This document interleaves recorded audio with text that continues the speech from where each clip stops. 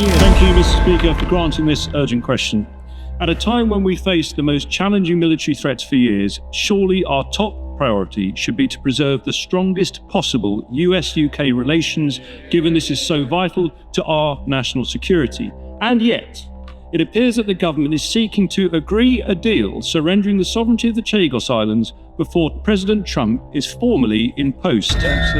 However, we know the new US administration are concerned about the government's deal because presumptive nominee US Secretary of State Marco Rubio has said that the deal, and I quote, poses a serious threat to US national security interests, and also suggested, and I quote further, that it would provide an opportunity for Communist China to gain valuable intelligence on this US naval support facility. So can I therefore ask the Minister to confirm if it really is the case that their policy is to try and rush through their Chagos deal before President Trump's inauguration?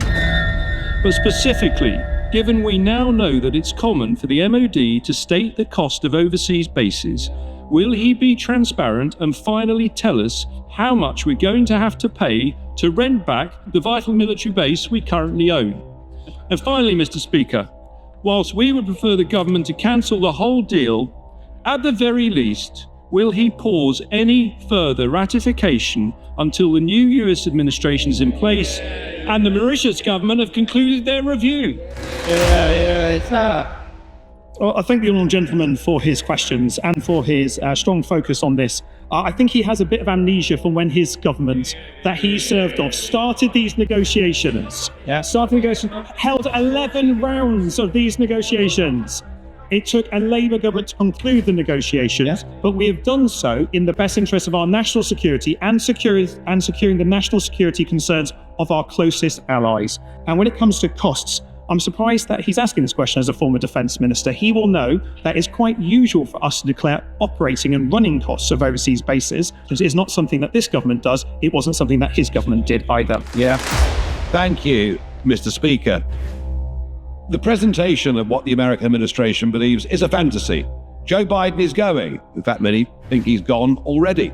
I have been contacted by very senior officials and advisors from the incoming Republican administration, and every single one of them is appalled at this deal. They know the leasehold agreement will not survive, just as the deal with China over Hong Kong didn't survive. Hasn't the time come for the government to admit this is a rotten deal for the UK, a rotten deal for America, and an even worse deal for the Chagosians? And if you care so much about the sovereignty of the Falklands being in the hands of the Falkland Islanders, why not have a referendum of the Chagosians and ask them to settle who should have sovereignty over those islands?